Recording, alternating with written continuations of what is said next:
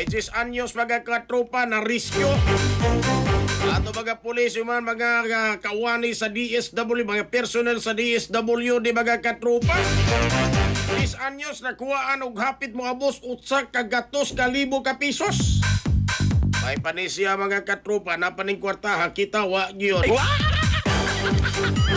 Detalye sa report sa Ronato kini pinagi sa pagpamati ni katropang Digitalism. Live report. Ba't sila magkanaman dyan katong pag-Rafael, hindi na gito na magkaroon sa buhatan.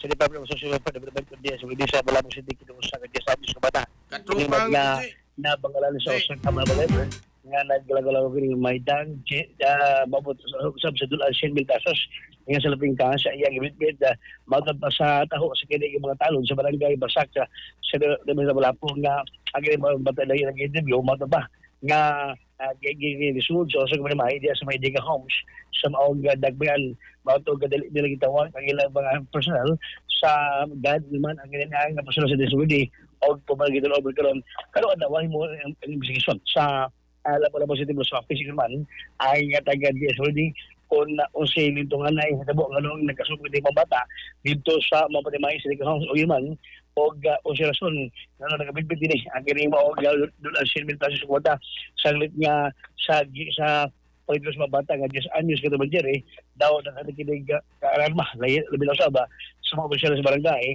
sa Basak sa Lapu-Lapu City ang maong bata ang nagkaroon ni Gilover sa DSWD og posibleng alaw ay matawag ang ginikanin sa mga 10 anyos nga bata. Mga na report nga nahipo sa Lapu-Lapu City Police Office o iman sa DSWD Lapu-Lapu. Kato pa, ay magkalimag ihapon sa magabag sa Senador Herbal Oil. Kato doon ay mga panahon sa kalawasan, ihapon sa magabag ang Senador Herbal Oil hinimog inisiyas Incorporated mabalit sa pagmasang botika sa iyong lugar. On board, dyan sa Batol, kaubay kita pag-Diyan Raymond Doblado. Alas sa Regiosang Pilipino para sa Pilipinas Secret Papa. Digitalism. Action of News.